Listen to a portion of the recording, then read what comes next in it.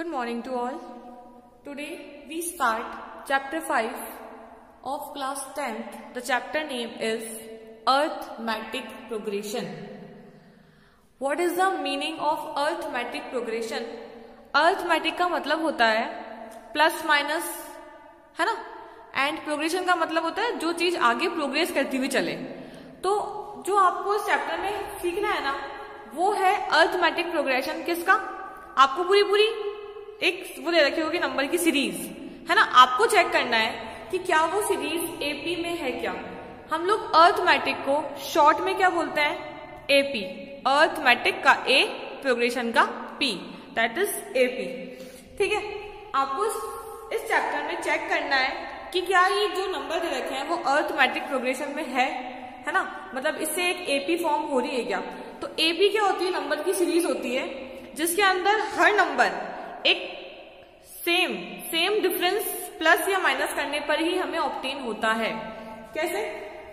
देखो इस चैप्टर के बेसिक क्या है। इस चैप्टर का बेसिक ये है कि ना कोई भी चीज जो होती है ना, जैसे कि ये बोल रहा है कि ना आपने देखा होगा कि हमारी जो नेचर है ना, हमारा जो सराउंडिंग है, उसमें हर एक चीज एक पैटर्न बना के चलती है ना।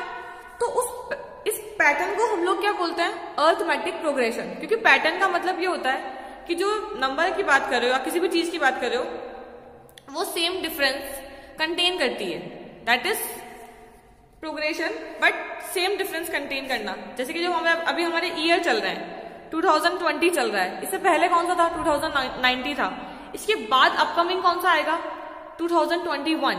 तो 1 ईयर का गैप चल रहा है ना, दैट इज एपी। तो जो हमारे ईयर्स होते हैं, हमारे जो मंथ होते हैं, ये किस में चल रहे हैं? एपी में। मंथ मतलब नंबर ऑफ डेज की बात नहीं कर रही मैं, जनवरी के बाद फरवरी ही आएगा, लेकिन इसमें भी हाँ ये एपी में नहीं हो सकता क्योंकि कुछ मंथ में नंबर ऑफ डेज 30 होते हैं, कुछ मंथ में 31 होते हैं, तो वहां पे डिफरेंस का थोड़ा सा फर्क पड़ जाएगा।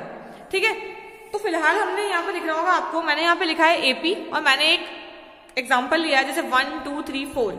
अब देखो कि ये होता क्या है। मैंने 1 2 3 4 क्यों लिखा है यहाँ पे? मैंने यहाँ पे इसलिए लिखा है क्योंकि जब मैं इसको जब आप पढ़ोगे ना 1 2 3 4 को, तो आप इसको ऐसे पढ़ोगे जैसे पहले 1 आया तो 1 को इस एक इंडिविजुअल को मैंने क्या बोला है यहाँ पे? टर्म। क्या बोला है? टर्म। फिर इसके बाद जो दूसरी आएगी इसको बोलते हैं हम सेकेंड टर्म, फिर तीसरी जो आएगी थर्ड टर्म, फिर fourth term and so on, है ना। ये चलती जाएगी कंटिन्यूटी में, first term, second term, third term, fourth term. ठीक है, अब देखो ये टर्म वर्ड से तो आप लोग इंट्रोड्यूस हो चुके हो, किसको हमने टर्म बोला है। अब इस टर्म को आप रिप्रेजेंट कैसे करोगे? फर्स्ट टर्म को A1, सेकेंड टर्म को A2, थर्ड टर्म को A3 एंड फोर्थ टर्म को A4। ठीक है, और अगर मुझे, अच्छा हाँ एक बात तो टर्म हो गई। अब दूसरी बात, अगर आपको एक टर्म दे रखी है और आपको बोला है कि जैसे चलो 4 टर्म दे रखी है, आगे की मुझे और टर्म निकाल के बताओ, तो आप कैसे निकालोगे? क्योंकि तो सिंपल सा है कि 1 2 3 4 गिनती चल रही है। आपको देखना है इनका डिफरेंस मतलब सेकेंड टर्म का फर्स्ट टर्म से, फिर उसकी नेक्स्ट का उसकी प्रीसीडिंग टर्म से, फिर उसकी नेक्स्ट का उसकी प्रीसीडिंग टर्म से। कैसे होगा ये? सेकेंड टर्म का फर्स्ट टर्म से, इसका इससे, इसका इससे। डिफरेंस देखना है, कितना डिफरेंस है? 2 - 1 1, 3 - 2 1, 4 - 3 1। तो हम ये समझ गए कि हाँ भैया 1 1 का गैप चल रहा है यहाँ पे, डिफरेंस 1 1 का चल रहा है। तो जो नेक्स्ट टर्म आएगी अब वो माइनस करके नहीं आएगी, वो 1 प्लस करके आएगी। तो 4 के बाद नेक्स्ट टर्म कौन सी आएगी? 5th, फिर 6th, फिर 7th, 8th एंड जो भी हमसे वो पूछेगा। तो एपी क्या हुआ हमारा? AP is a list of numbers in which each term is obtained by adding a fixed number। जैसे मैंने यहाँ पे फिक्स नंबर 1 1 ही ऐड किया, तो हमें each term मिलेगी by adding a fixed number to the preceding term, उसकी पहले वाली टर्म में। ठीक है, except the first term। आप इसको छोड़ दो, अब आप आगे ऐड करते जाओगे, that is AP। अब हम लोग इसका बेसिक देखने के बाद इसके 1 2 एग्जाम्पल्स और देख लेते हैं और देखते हैं कि एपी बनती कैसे है। एग्जाम्पल मैंने लिया है, नंबर सीरीज ली मैंने पहला 100 70 40 10। आपसे वो क्या पूछेगा? आपसे पूछेगा या तो बोलेगा इसकी फर्स्ट टर्म बताओ, तो फर्स्ट टर्म हमेशा कौन सी प्लेस पे होगी? फर्स्ट प्लेस पे। तो अगर आपसे A1 पूछेगा तो आप क्या बोलोगे कि भाई हमारा A1 कितना है यहाँ पे? 100। A2 कितना है? 70। अब आपसे पूछेगा क्या ये जो फॉर्म है ये एपी में है या नहीं, तो सिंपल सी बात है, एपी में होने के लिए इसका जो डिफरेंस चल रहा है ना उसका सेम होना सबसे ज्यादा जरूरी है। इट इज मैंडेटरी कि difference should be same, difference same ही होना चाहिए। और डिफरेंस को हम क्या बोलते हैं? Common difference. क्या बोलते हैं? Common difference. फाइंड आउट कैसे करते हैं? डिनोट करते हैं डी से एंड फाइंड आउट करते हैं second term minus first term, मतलब next term minus preceding term, फिर अप next term minus preceding term. यहां पे अगर इसका फर्स्ट, पहले यहां डिफरेंस आएगा, यहां आएगा और यहां आएगा। फाइंड आउट कैसे करते हैं? सबसे पहले 70 माइनस 100, एक दो टर्म तक चेक कर लो, अगर सेम आता है तो हम लोग डिक्लेयर कर देते हैं कि हाँ इसका डिफरेंस सेम है। कैसे? 70 माइनस 100 माइनस 30, साइन का ध्यान रखना, प्लस 30 मत रखना, छोटे में से बड़ी टर्म माइनस हो रही है, साइन माइनस का आएगा।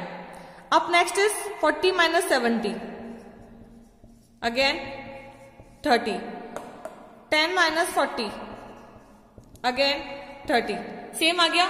इसका मतलब इसका जो कॉमन डिफरेंस चल रहा है, जो डी चल रहा है, वो क्या चल रहा है? माइनस 30, तो d equals to minus 30। Fine. मैंने क्या लिखा है यहाँ पे कि common difference can be positive, negative और जीरो। कॉमन डिफरेंस यानी कि जो हम डी की बात करें वो कुछ भी हो सकता है, वो प्लस में भी हो सकता है, वो माइनस में भी हो सकता है, वो जीरो भी हो सकता है। तो अगर आप जनरल फॉर्म लिखें एपी की विदाउट राइट एनी नंबर, है ना, आप लिखेंगे फर्स्ट टर्म A1 होती है first term, second term A2 होती है। वो आता कैसे? सेकेंड टर्म कैसे आती है? जब मैं फर्स्ट टर्म में पहली वाली के अंदर, है ना, डी को प्लस या माइनस करूंगी। जैसे अगर मान लो आपको अगर 100 गिवन होता है यहाँ पे, ठीक है, और आपको पता होता कि भाई इसका डिफरेंस माइनस 30 का चल रहा है, माइनस 30 मतलब टर्म माइनस होगी, तो पहली टर्म 100 है तो सेकंड टर्म कैसे आएगी? 100 माइनस 30 दैट इज 70, ठीक है। अब जब अप नेक्स्ट आएगी तो वापस कितनी माइनस होगी इसमें से? 30, तो 40 आ गई। अब वापस 30 माइनस हो तो 10 आ गई। अब जब वापस 30 माइनस होंगे तो कितनी आएगी? माइनस का 20। कितनी आएगी? माइनस का 20, फिर माइनस का 50। अब जाएंगे ये नेगेटिव में। ये समझ में आ गया आपको? बस इसके अंदर आपको फिलहाल 5.1 में ये ध्यान रखना है कि फर्स्ट टर्म क्या होती है और डिफरेंस कैसे आता है, और अगर हमको अप नेक्स्ट कितनी भी टर्म वो पूछे तो हम लोग इसी गिवन इन्फॉर्मेशन से फाइंड आउट कर सकते हैं। तो अब हम लोग यहाँ पे 5.1 का फर्स्ट क्वेश्चन, ओरल वाला क्वेश्चन ही है, वो देख लेते हैं, ठीक है। ओरल वाला इसलिए है वो क्योंकि फर्स्ट क्वेश्चन में पूछ रहा है 5.1 का। वो आपसे बोल रहा है कि in which of the following situations does the list of numbers involve make an arithmetic progression and why.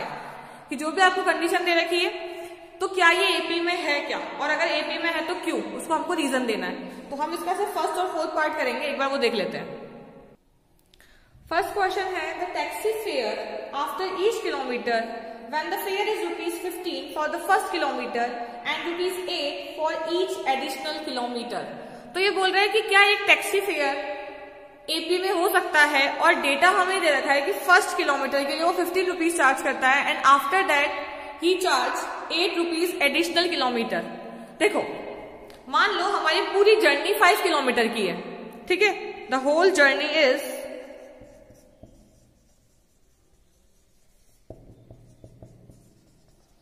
5 kilometre. अब हम 1 किलोमीटर का वो बनाते हैं। फर्स्ट टर्म हमारी क्या हो जाएगी? 15, क्योंकि वो पहले 1 किलोमीटर के लिए 5 को 5 पार्ट में डिवाइड कर लेते हैं। First kilometre 1, 2, 3, 4, 5। मुझे 5 किलोमीटर की पूरा वो बनाना है ना। तो पहले किलोमीटर के लिए अकॉर्डिंग टू गिवन डेटा वो चार्ज करता है 15 रुपए। तो ये तो सिंपल सा आ गया 15 रुपए, ठीक है। आगे वो चार्ज करेगा 15 के बाद, 15 तो उसने चार्ज कर लिया 1 किलोमीटर के लिए। अब जब वो सेकंड किलोमीटर कवर करेगा तो वो 15 के बाद 8 रुपए और ऐड करेगा उसमें एडिशनल किलोमीटर के लिए। तो 15 प्लस 8 कितना होता है? 23। तो सेकंड के लिए 23, सही है। अब तो कोई टेंशन ही नहीं है, अब वो 8 के हिसाब से चार्ज करेगा। तो अब जब वो अप नेक्स्ट जाएगा ना तो वो 23 के अंदर भी वापस 8 चार्ज करेगा, that is 31 and up next 39, और लास्ट जो हमारा लास्ट फाइनल किलोमीटर जो होंगे उसके लिए भी वो 8 रुपीज ही चार्ज करेगा, दैट इज 47, ठीक है। तो हमारी सीरीज क्या बन रही है यहाँ पे? 15, 23, 31, 39, 47, और सबका कॉमन डिफरेंस देखें फर्स्ट टर्म को छोड़ के, एक्सेप्ट फर्स्ट टर्म। देखो ये टर्म कैसे आई? 15 के अंदर 23 कैसे आया? +8 करके। 31 कैसे बना? +8 करके। ये भी +8, ये भी +8। कॉमन डिफरेंस सेम चल रहा है, इसका मतलब हम क्या बोलेंगे कि हाँ ये एपी फॉर्म करेगा। ठीक है, समझ में आ गया आपको? गिवन डेटा से हमको एपी कैसे बनाई, हमने ऐसे बनाई। अब इसका फोर्थ क्वेश्चन देखते हैं। Next question is the amount of money in the account every year when 10,000 is deposited at compound interest at 8% per annum. पहली बात वो बोल रहा है कि क्या अगर एक बैंक में जो पैसा पड़ा है 10,000 और उस पर 8% कंपाउंड इंटरेस्ट लगता है तो एवरी ईयर क्या सेम अमाउंट का रुपया आएगा आपके पास, सेम अमाउंट आएगा आई मीन। तो ये पूछ रहा है क्या ये एपी में होगा क्या।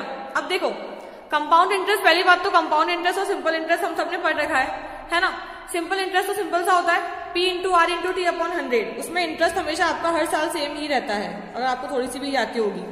और कंपाउंड इंटरेस्ट के अंदर हर साल कुछ कुछ रुपया आपका एक्स्ट्रा बढ़ता रहता है। तो भले ही अगर वो 0.1 पैसा भी बढ़े पर वो एपी में तो बिल्कुल भी नहीं है। तो ये हमको ऑलरेडी पता है कि एपी में नहीं है। और होगा कैसे, ये फॉर्मूला क्या होता है, P 1 प्लस आर अपॉन 100 और पावर n मतलब टाइम है, P यहाँ पे प्रिंसिपल है, R मतलब रेट है।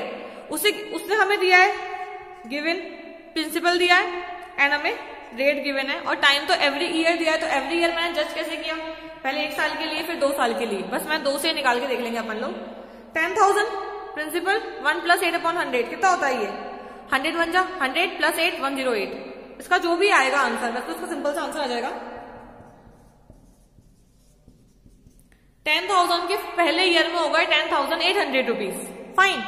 अब नेक्स्ट ईयर में कितने हो जाएंगे 108 इंटू 108 और कुछ 0 रुपीज। तो ये जो चलेगा ना इसका फर्स्ट टर्म को आप भले कांस्टेंट रख लो, आप थर्ड टर्म तक निकालो। थर्ड टर्म कैसे आएगी, थर्ड टर्म ऐसे आएगी 1 प्लस 8 अपॉन 100 और इसका फिर क्यूब आ जाएगा थर्ड ईयर के लिए। और क्यूब आ जाएगा मतलब 3 बार ये टर्म आएगी, है ना,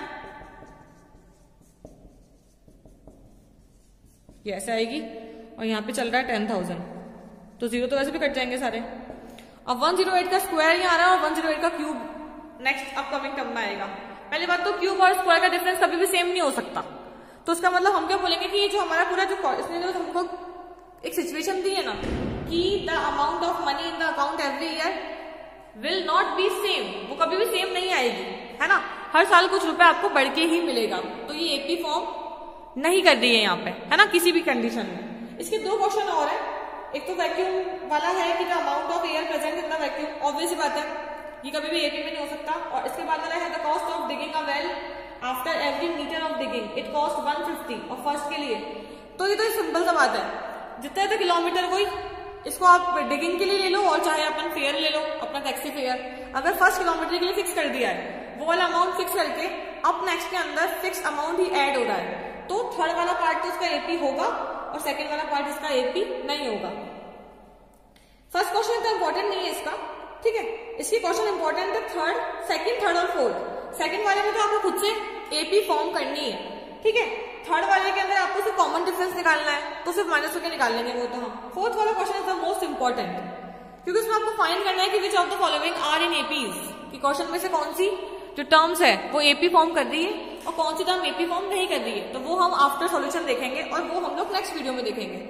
आई होप कि आपको ये एपी वाला कॉन्सेप्ट जो है बेसिक वो समझ में आया होगा कि what is first term, what is common difference and what is the relation of common difference in first term, है ना।